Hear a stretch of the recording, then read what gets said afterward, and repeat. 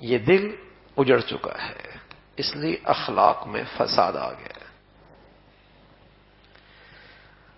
اخلاق تو ویسی کوئی چیز نہیں تھی میرے عزیزو، رہی نہیں تھی، اور ان ذرائع نے، جو نئے نئے ذرائع آئے ہیں، موبائل آیا ہے، فیس بک آیا ہے، ٹویٹر آیا ہے، نہ جانے کیا کچھ آیا ہے، اس نے تو اور ہی بد اخلاق بنا دیا۔ بچہ اس پہ بیٹھا ہے تو باپ بات کرے تو جھنجھلا جاتا ہے،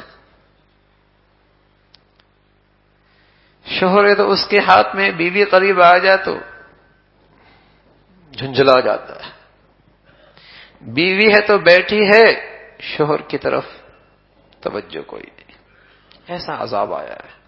اس نے تو اور ہی رہی صحیح کسر نکال دی ہے، اخلاق کا جنازہ ہی نکال دیا ہے۔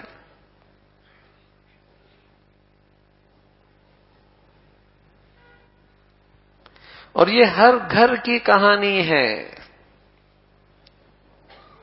ہر گھر کی کہانی ہے۔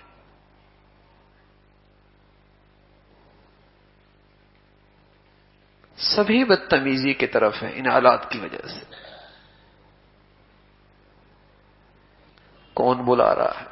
بڑا ہے۔ کون آ رہا ہے؟ باپ آ رہا ہے۔ کون آ رہا ہے؟ والدہ آ رہی ہے۔ کون مجھ سے بات کر رہا ہے؟ شوہر بات کر رہا ہے۔ کون مجھ سے قریب آ رہا ہے؟ اہلیہ آ رہی ہے۔ کوئی توجہ کوئی نہیں۔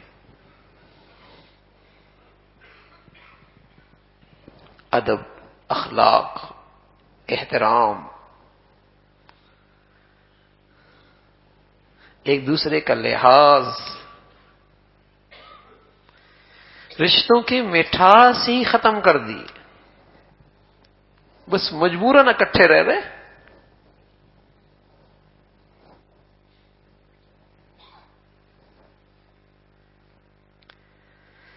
تو دل فساد زدہ ہے، گندگی آ گئی، غفلت آ گئی، گناہوں کی آلودگی آ گئی، اخلاق ہو جائے۔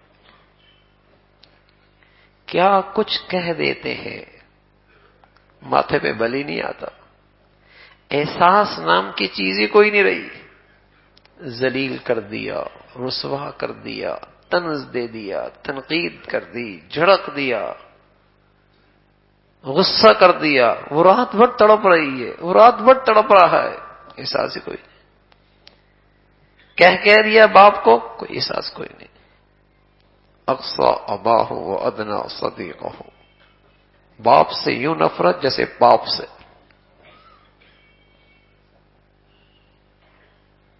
ایسے سخت جملے، تیز لہجہ، گندگی جو ہاتھ میں ہے، اس نے تو نئی نسل کے اخلاق تباہ کر کے رکھ دیے۔ بلکہ نئی نسل کیا، بوڑھوں کا حال بھی اب یہی ہے، بوڑھیاں بھی اسی پر بیٹھی ہیں، وقت گزاری اسی پہ ہو رہی ہے۔